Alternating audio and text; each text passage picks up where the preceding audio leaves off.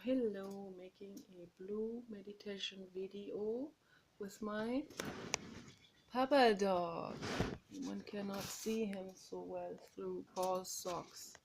But Papa dog is out there on the couch. There he is. There is the Papa dog. And he is sleeping. He's pretty bored. There's nothing much to do. But it is good to meditate with the Papa dog at all times. Very, very important. So I want to talk about my friend Anneliese today. My friend Anneliese, who left her existence in December 2016, like 2 weeks or so after Kenny Redwood also left his existence. Kenny Redwood was my former dog. Albino Great Dane had a few dark spots, so they call it Harlequin Great Dane, but he was also albino, mostly white, almost all white, with just very few dark spots.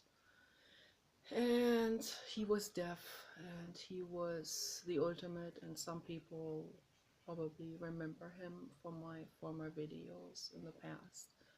So I don't know if you have met him in my former videos yet. But he is also already on this channel, Nikki Loves Dogs. I changed channels many times, but Kenny has been on this channel in the beginning of this channel, so I made some lovely videos with him. Yeah, and he took Anneliese by the hand and he said, "Come, Anneliese." Yeah, the blue god reaching out his hands to her and said, "Come, Anneliese, why hang around, at age 95? Why stick around with all these decrepit problems and stuff like this?" And she said, okay, we'll do it together. I can't do it alone, you have to help me. So he helped her, and together she made it. She fell down the stairs in her very luxurious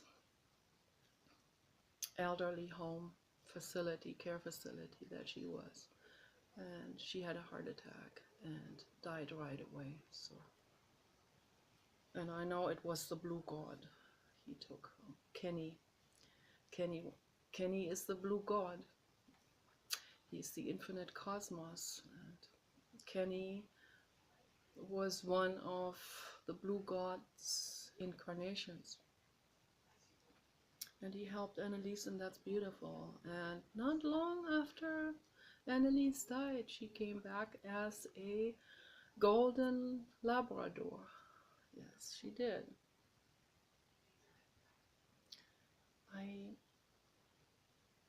I learned about this. I know you don't. You can turn this off if you don't agree. Okay.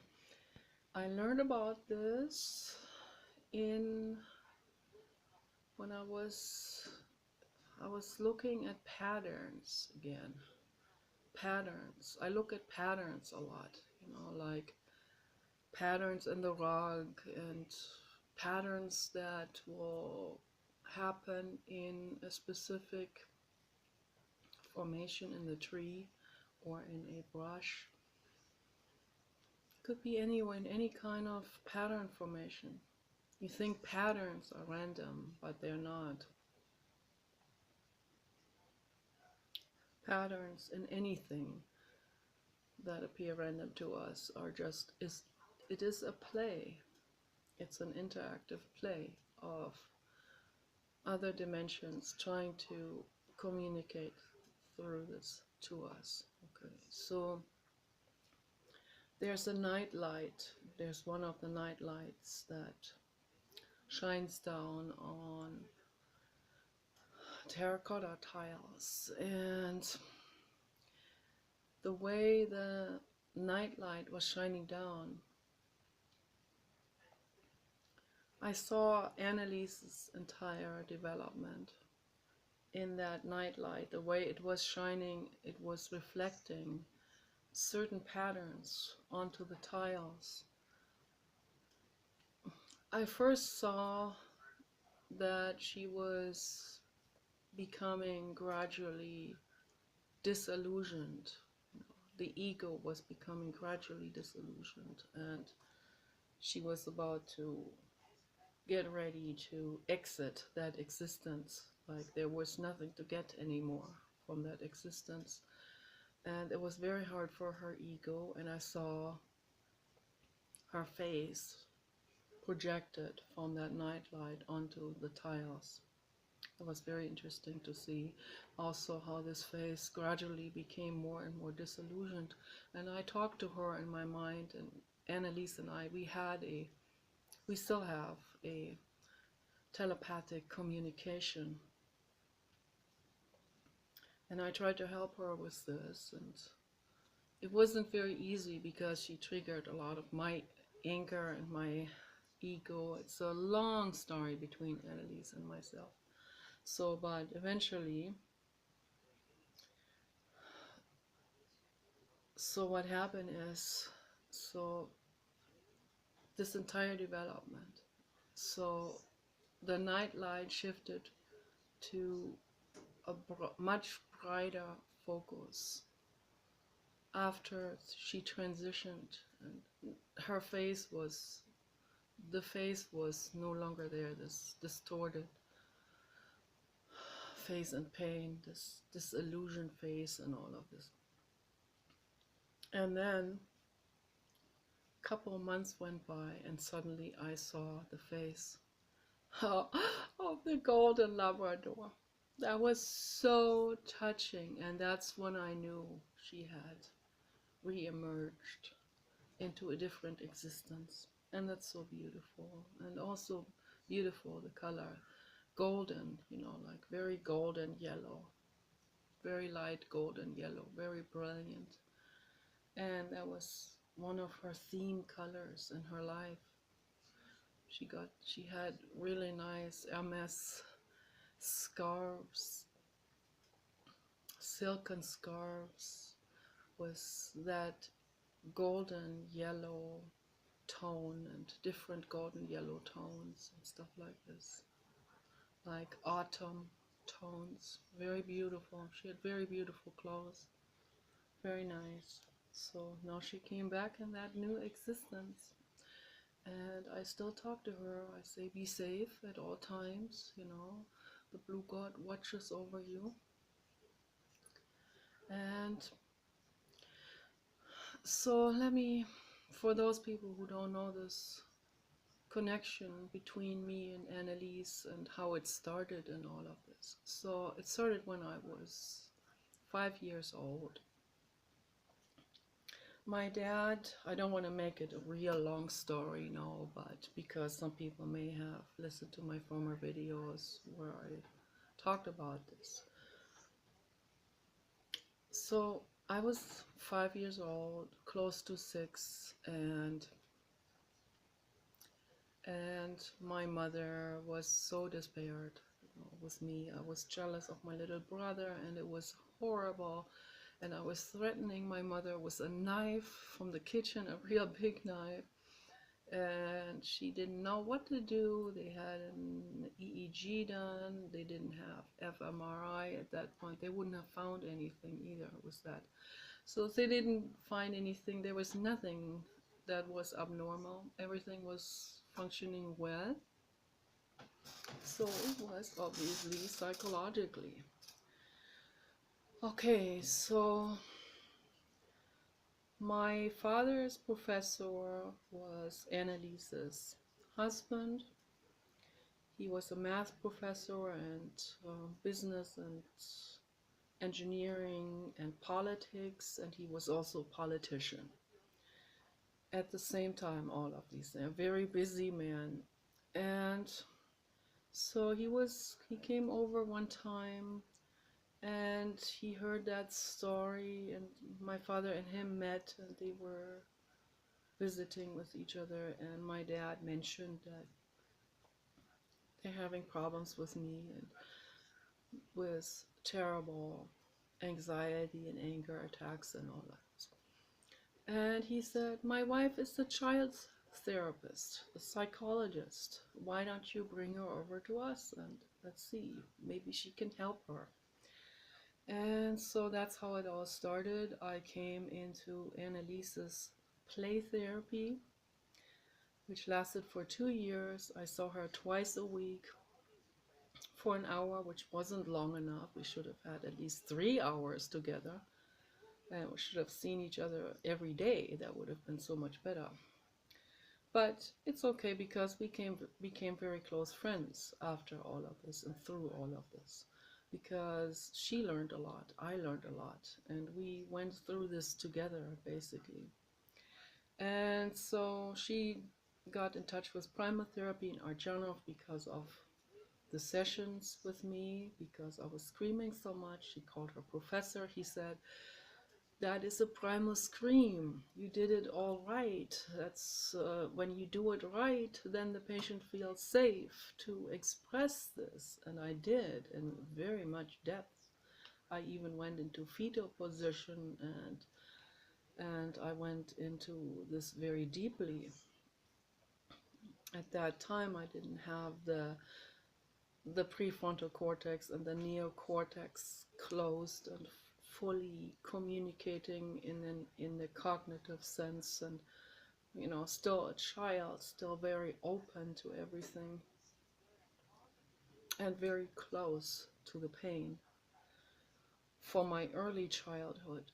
So, which did not go well, and that's why I suffered so much.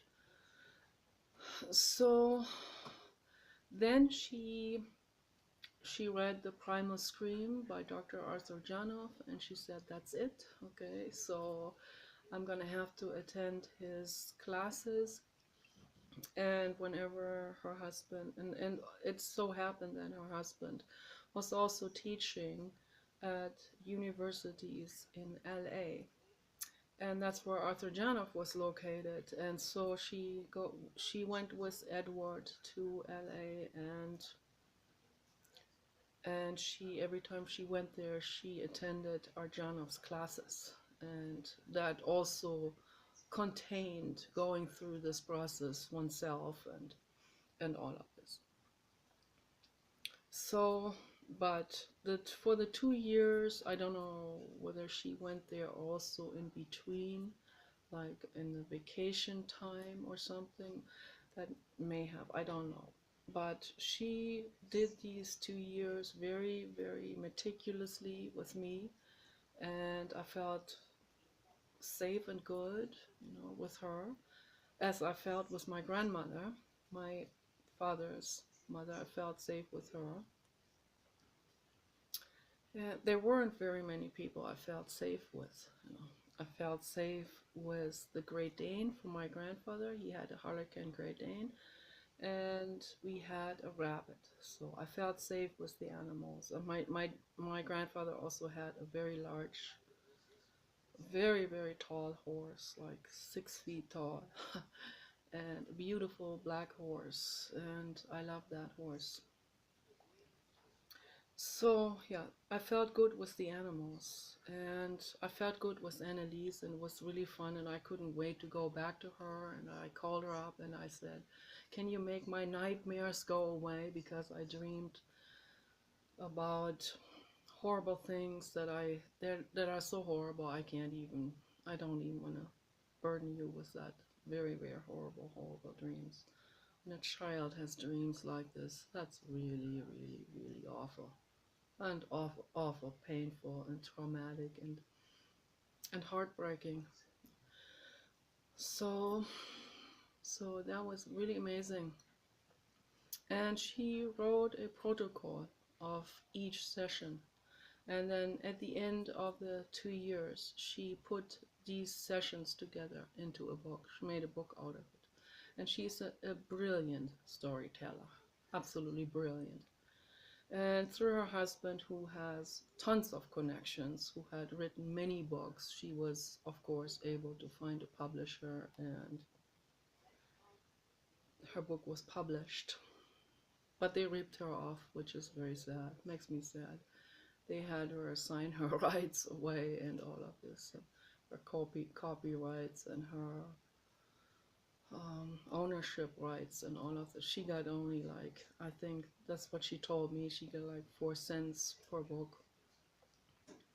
It wasn't very much, you know, couple, I don't know, maybe $2,000 per year. I don't know how much, but they sold a lot of copies, and it, they sold so many copies that people really caught on to this. The book's called Betty, Protocol of a Child Therapy, was then translated by Suzanne, her stepdaughter, into English.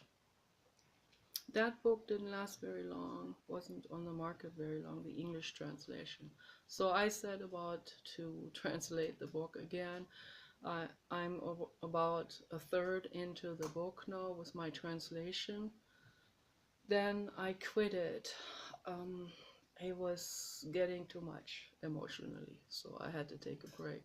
I don't know. I might get back on it later on. I also translated Thus Spoke Zarathustra by a third as well, and I had to quit that as well. It was getting a little bit too much emotionally. There's a lot of it in. There's something very, very metaphysical about that book.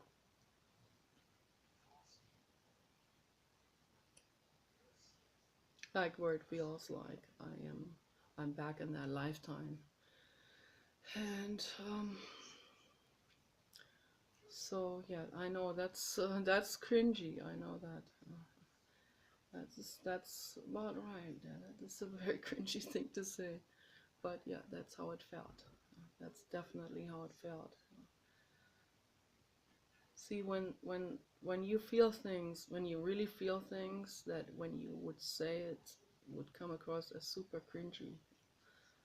That means your life is quite out of the ordinary.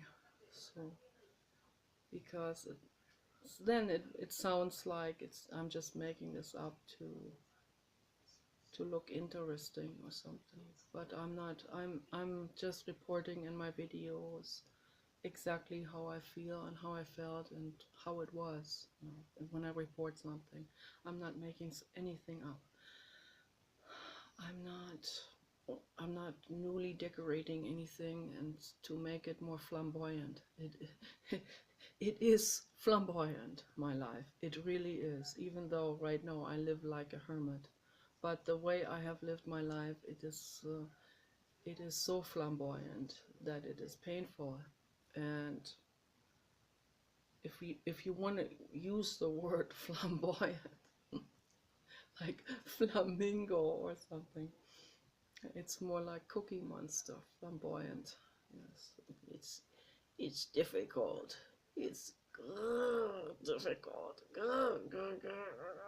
Yes, very difficult and painful. Yes, very painful. That's why I like cookies, to drown out the pain from the past. Yes, but at least I'm not taking drugs. Yes, I have a clear head. So even though I talk about reincarnation, I have a very clear head. And there's all these taboos, you know, all of these taboos, one taboo after another, social taboos in particular. You know, you're not supposed to talk about this, or you're not so, or in the field of science, you can't go into this direction, you can't go into the paranormal, then you're going to be laughed about. Or in the social world, you can't be touching on these kind of things, you know, or they're not going to take you seriously. And yeah, but you know, I break all of these taboos.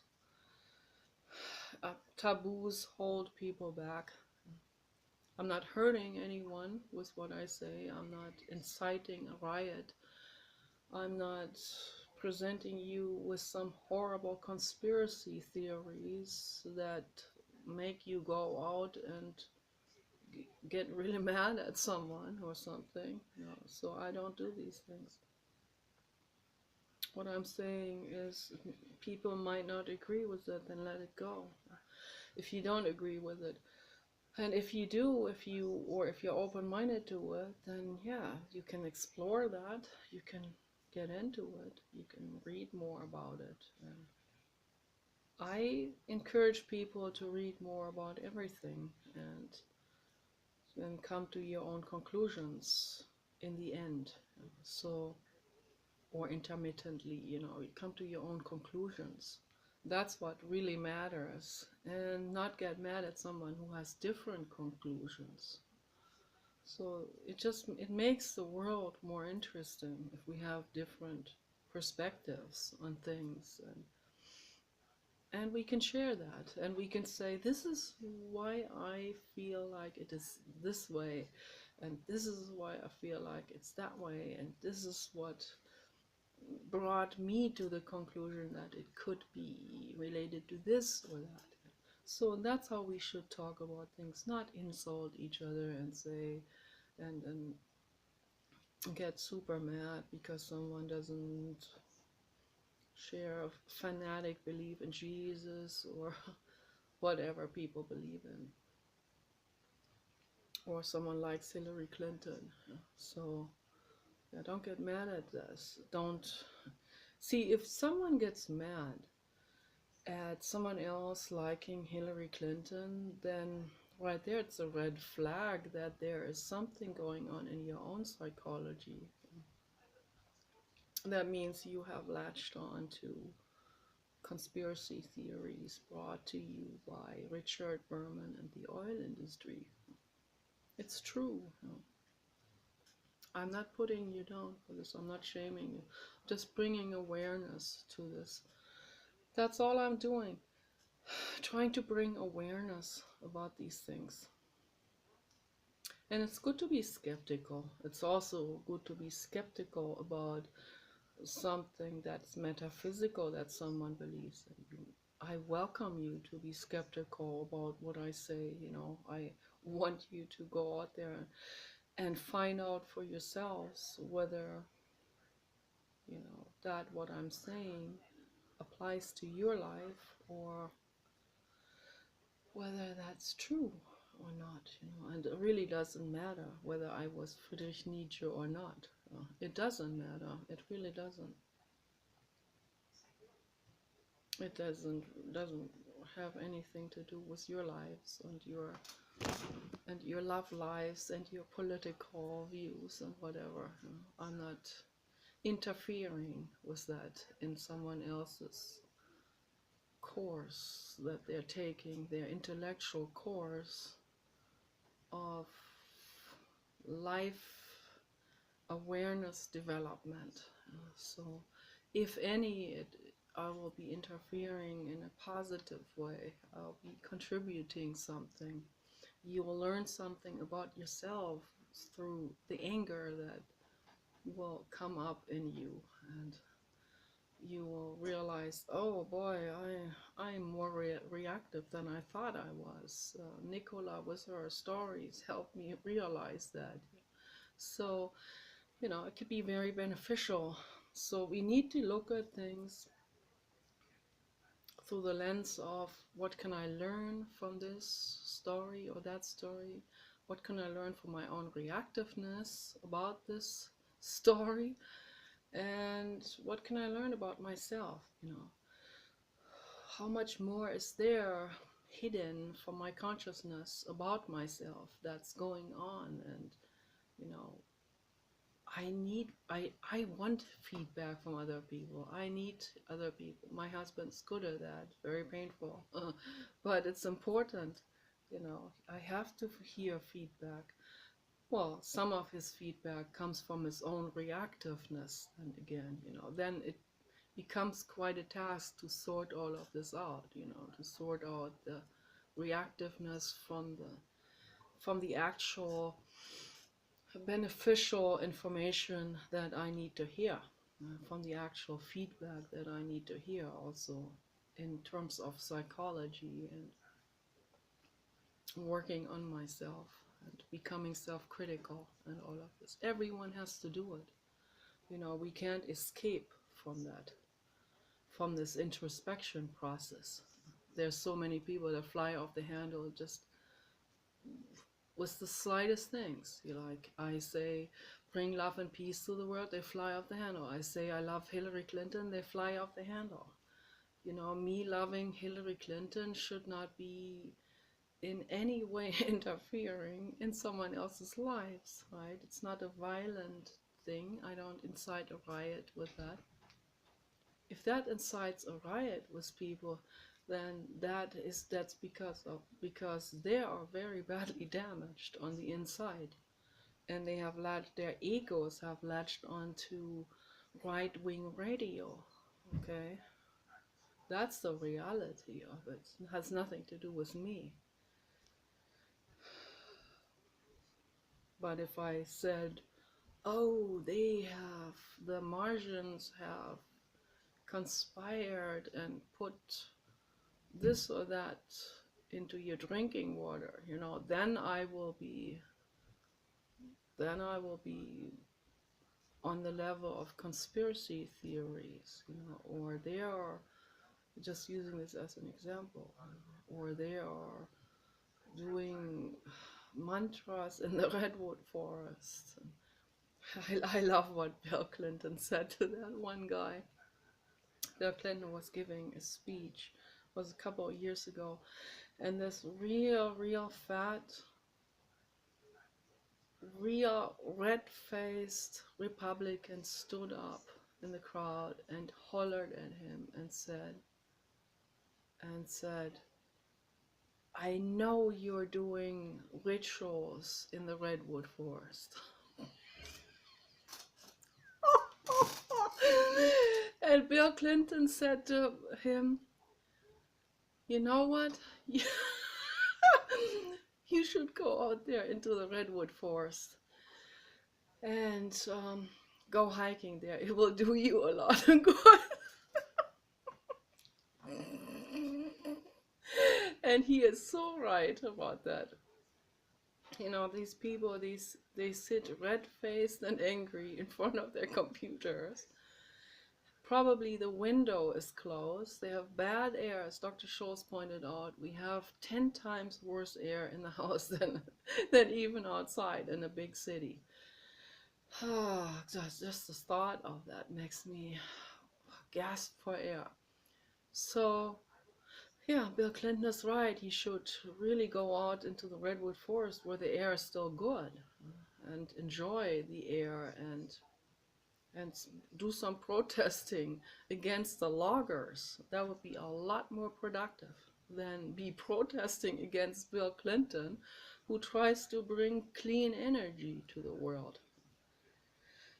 But that's what the oil industry does. The oil industry does these, and that's where the real greed-based conspiracy is sitting.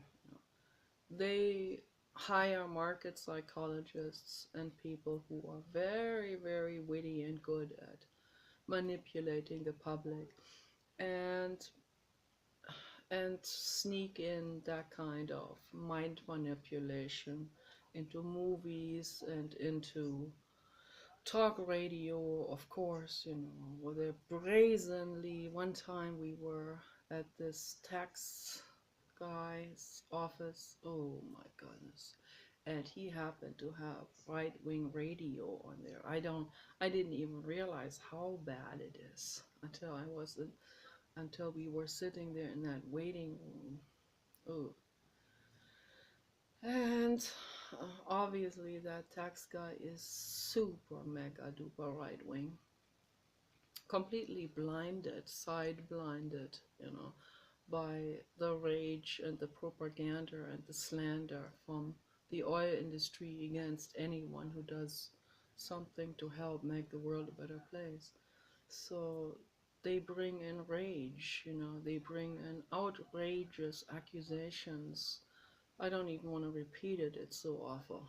So against the Clintons and Al Gore. And it's incredible what the oil industry does. They really shy away from nothing. And the public, they hear this, they hear these riot inciting rants from these right wingers, and they really catch on to that. They latch on to this, like they make that their own identity, and that's where the problem begins. People identify themselves with their right wing radio hosts and so on, and with whatever they say, and with whatever they hate, they will hate too. It's just out of peer pressure and propaganda and group mentality, mob mentality. And people need to become aware about it. They really need to become aware.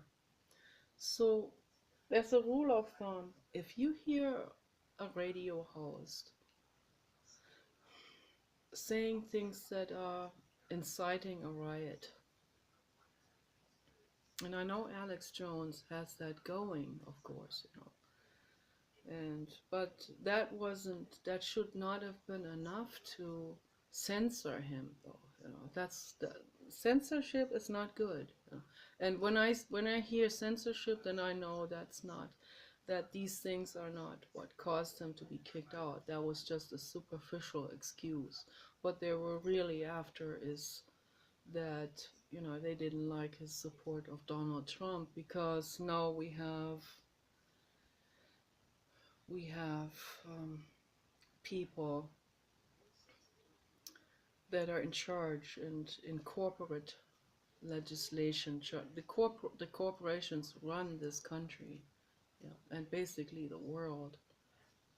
And so, and when they want to get rid of someone, like they want to get rid of Donald Trump because they're afraid that Donald Trump at some point will go green. Yes, the oil industry is behind this. So then they decide they're going to slander and kick out Alex Jones too if he supported Donald Trump. Because Donald Trump and Alex have both helped each other a lot with that mutual support, and I thought that was nice and beautiful. But of course, that goes against the oil industries, down the line, 100 chess moves ahead against their profit maximization if Donald Trump turns out to be green eventually, when, during the last couple of years of the 8-year legislation. So that's why they're trying to do everything they can now to discourage people from voting for him again, because and then people are against Donald Trump for all the wrong reasons, of course, because they latch on to whatever some radio talk show host says. Or they will be for Donald Trump for all the wrong reasons as well. It's usually for the wrong reasons, because people are influenced by this or that corporation, or agenda.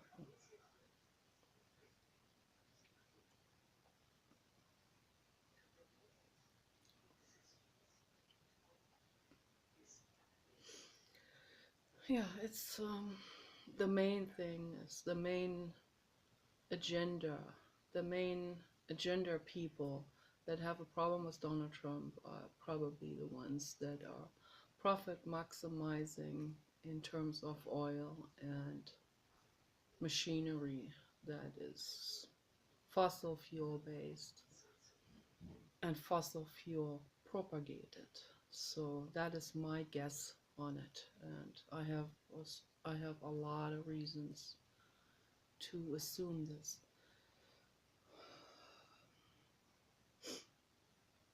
And I don't know whether Alex Jones is aware of all of these things. This is my view on Alex Jones. When I see this cute face, I see someone who wants to do well, who means well. That's what I see. But he has obviously been influenced in a very lopsided way. Very, very lopsided. Very right-wing influenced.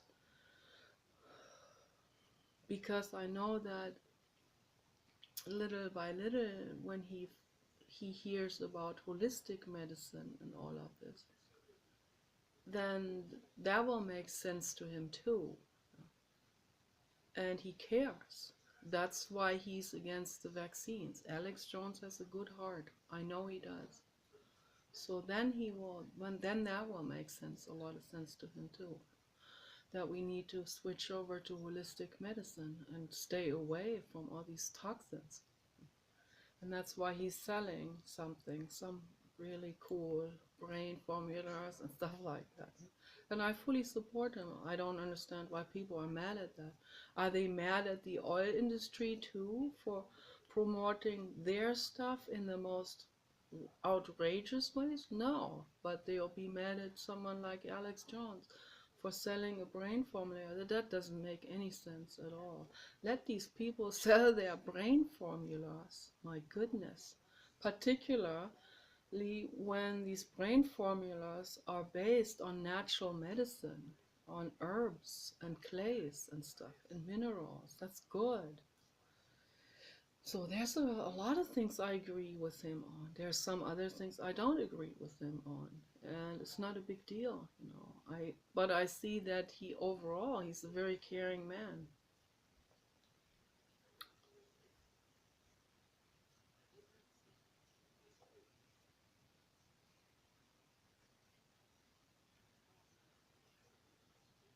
So no, I think he's a very caring person, and he is just he has been informed very much by the right-wing agenda, so in a very, very overly proportional percentage. So that's what the problem is. And so that's why I say it is so incredibly important to look at all sides and look into anything and let people talk and hear people out, and instead of getting so red-faced angry right away, you know. Why not let the other person finish talking first and not insult anyone? Man, we can work together, like I said yesterday. We can. We can fix this entire thing if we work together. If we hear each other out, if we give each other space and beingness and allow each other to be ugly. Yes, that's very important too. Please don't make such a fuss about looks anymore. That's also a big thing that the corporate agenda works with. They work with our insecurities, and they really ride that in, they groove that in even more. That's why they also have both feet in Hollywood. They sneak their propaganda into commercial movies, into totally not independent films, like into commercially dependent films, you know, where the director sells away his life. Like he sells away his entire creativity to the oil industry or whatever, the logging industry or the cattle ranchers. You see it everywhere, you know. When you see a film like, you know, this one, The Gray or whatever it's called, about the total slander against wolves, you know who paid for that. The cattle industry paid for this, because wolves are not vicious animals. Wolves are real intelligent and curious and loving and gentle, gentle, gentle beings.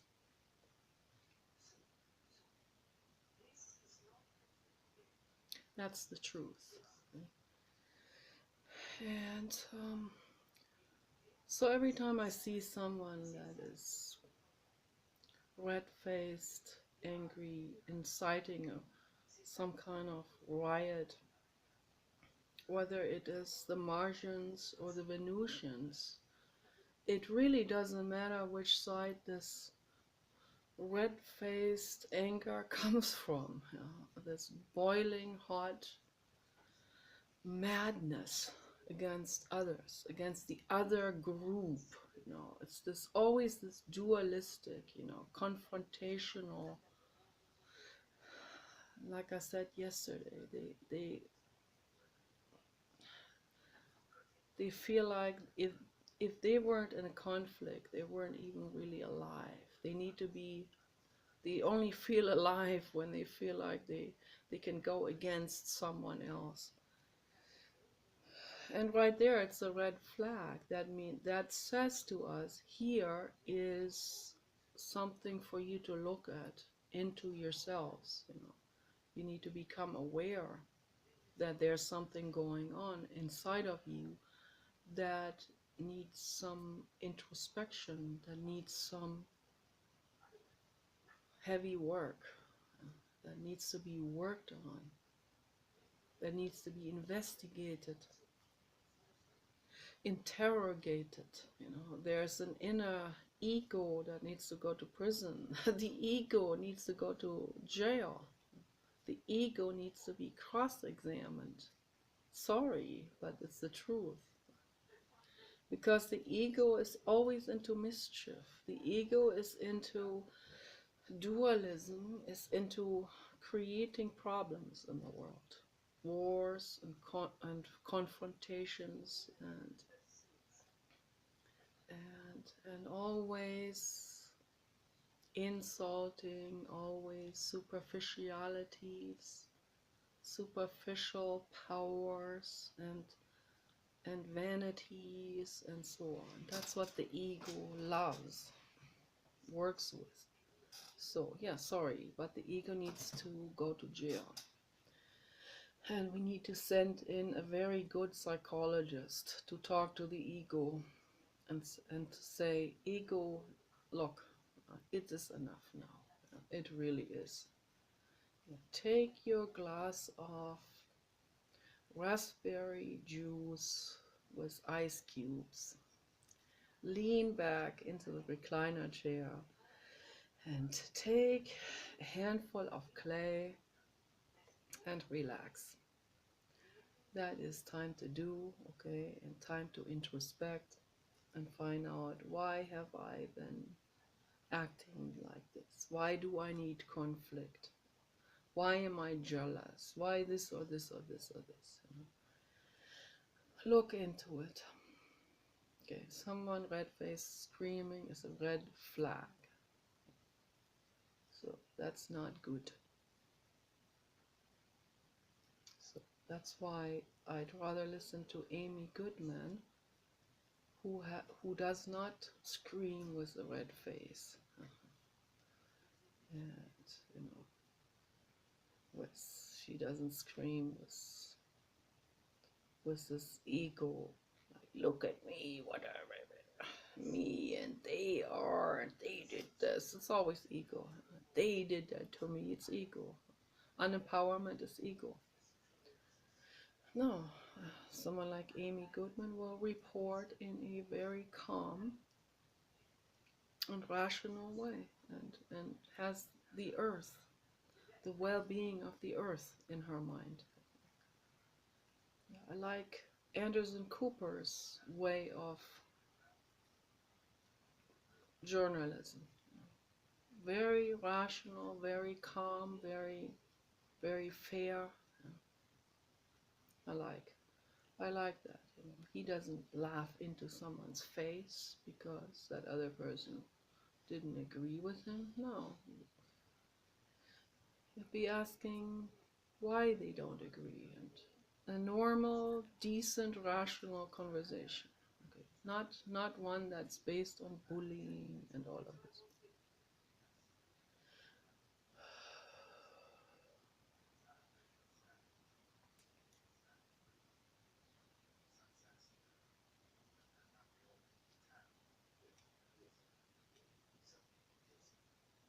I like Larry King. I also like Charlie Rose.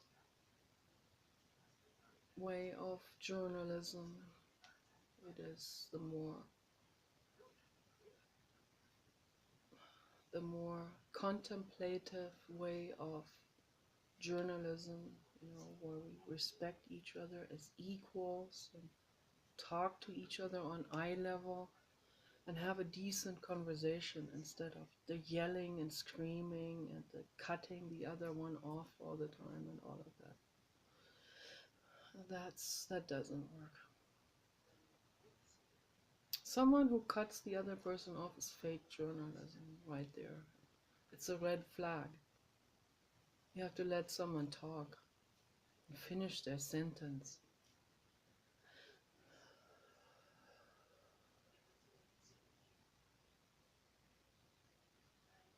A conversation should be based on respect, mutual respect, in terms of decency and decent respect towards the other living being. That's Piers Morgan. He's an awesome person. Love him. Really great journalism. Really cool.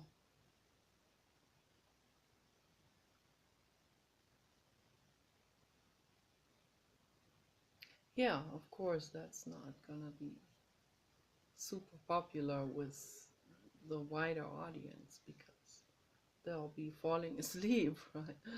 So they need more someone like Howard Stern